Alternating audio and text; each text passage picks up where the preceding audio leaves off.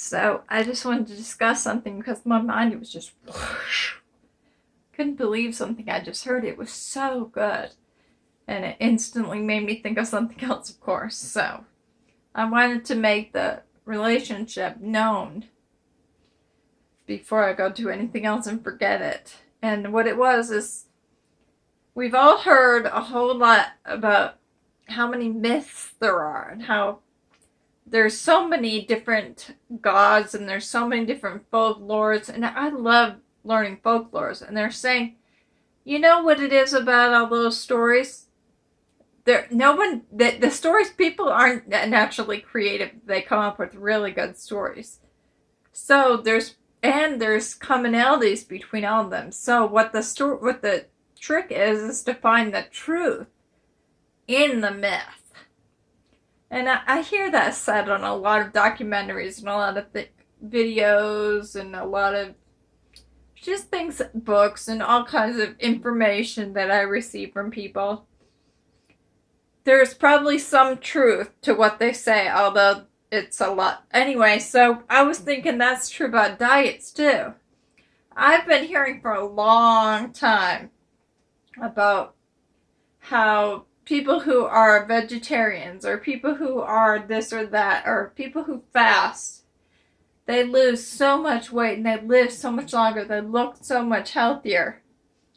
And I'm like, I kind of, there's something true to it, but I don't know what it is. And I was thinking, that's what gets us about other diets, is that they have one part of it that is true.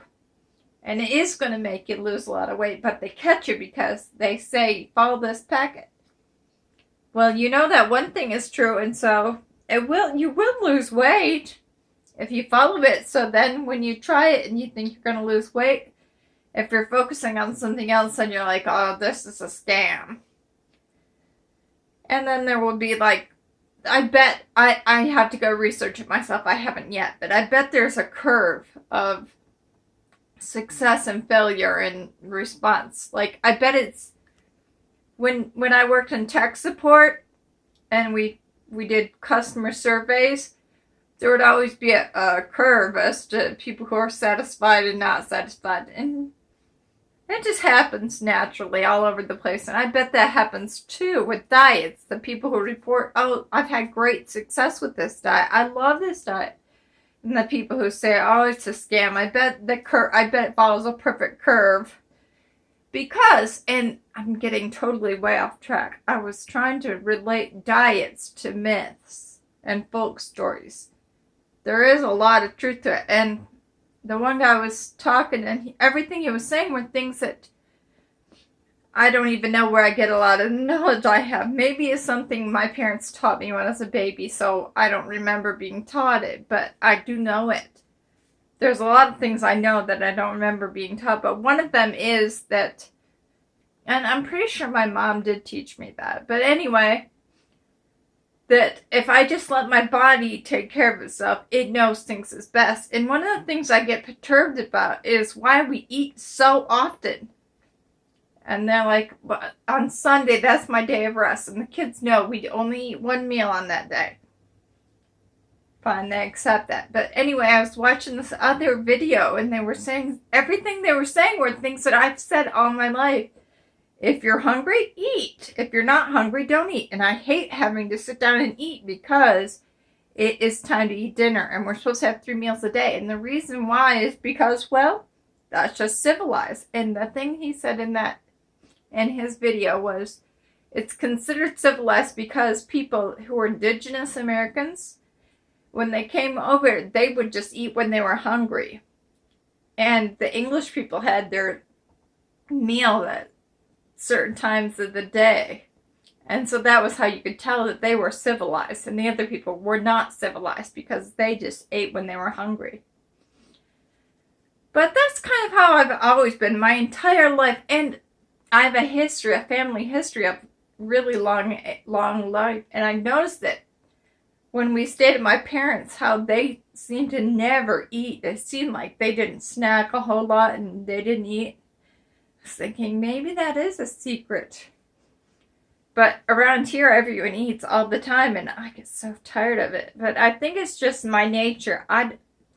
And the very, very interesting thing is my sister-in-law made a comment about my brother. When she says, you know, every time we go to your parents' house, they just snack all the time because my brothers and sisters, we eat we eat when we're hungry, and when we're not, we don't eat. Whereas other people, and so I thought, well, maybe she's superior. Maybe everyone else is superior because they like to eat 3 meals a day, so I need to fit myself to that. I figured that was the better way to do things. But in this video, which was very insightful, I need to put a link down here somewhere so that you can see what I'm talking about, because it was so wonderful. I couldn't believe the stuff I was hearing. I'm like, that stuff I've believed all along. I've always believed that my body can take care of itself. Okay, I will tell that quick story. Last night, our hamster, one of our Syrian hamster, has a cyst on its head. It was just getting bigger. At first, I thought his hair was turning gray or something, but it got really big, and then it got this little dark spot on it, and then it was this whole big dark spot, and it looked like it was starting to cover its eye. It's going to use a big word. Whoops. Anyway, so I decided I was just going to take care of it, and I thought, well, I need to be careful because I'm not a hamster, and a hamster expert. I don't really even know what their anatomy or physiology is, so how do I know? The way I'm treating it might be the way I'm thinking, the way I would treat a child. That won't be the same. And the cyst anyway took care of itself, and it just had this gash on its forehead where it looked like it had lanced something itself, and maybe it drained. It looked like a blister anyway. So my husband, what he wanted to do was go put Neosporin on it, and the thing wouldn't hold still. And I kept trying to get away, and as soon as we put it down, we don't have a cone of chain moved around its neck, and it just kept scratching at it. And I thought, well, you know, probably the hamster's body knows how to take care of it. I don't know how, but it probably just instinctively knows what to do to take care of it. And I think that about myself a lot of times. I think, well, even if I don't know the science behind it, I know that I do not want to eat. And by the thing he was saying, yeah, it makes sense. That's the reason why I gained so much weight, because I have to eat all the time, and I have to eat these foods that I don't want. My husband thinks one of the funniest stories in the whole world is about his brother, that he went out one day and started eating dirt.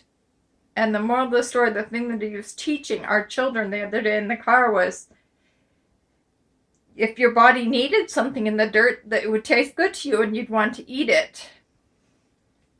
I'm having a lot of other thoughts about vampires and stuff. That doesn't relate. Okay. Anyway, so, the whole point is your body knows what it needs, so different times. And I've noticed before that, like, when I don't like something and I'm like, well, that's the cheapest, but I don't like peanut butter and jelly sandwiches.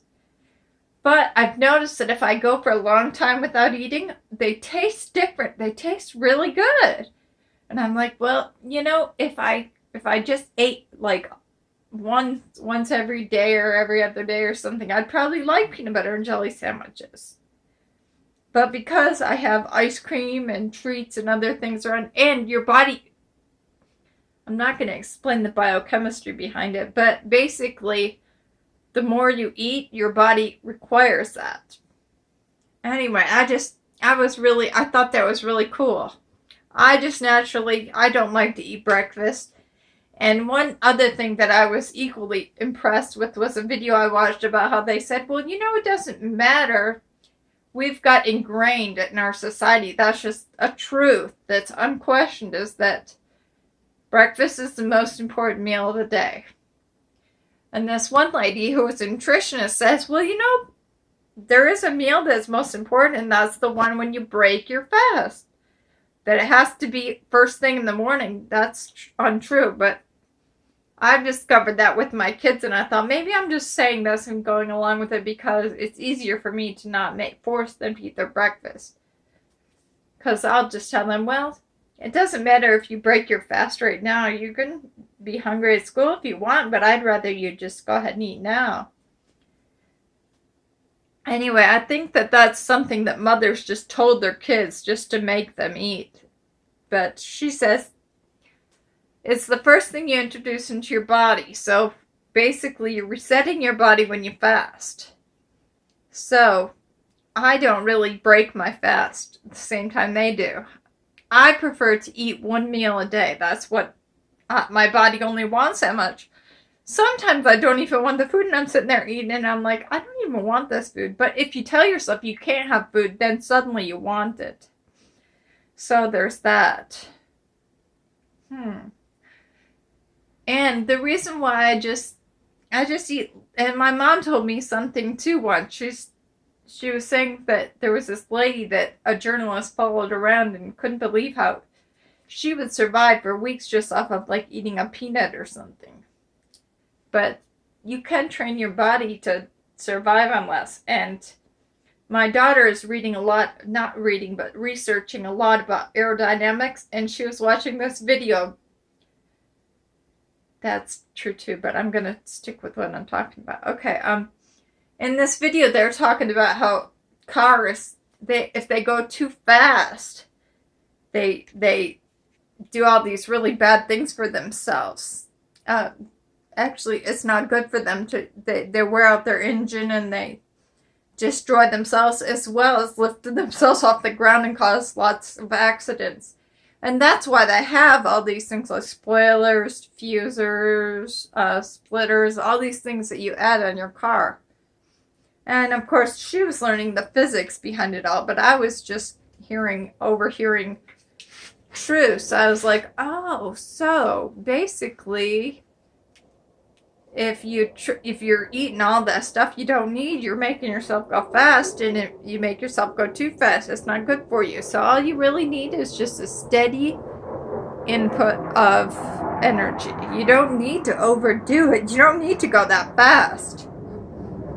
And there is a scripture, I'll just end with the scripture. It says, don't run faster than is needful. I say that might be true about food too. If you don't need it, don't eat it.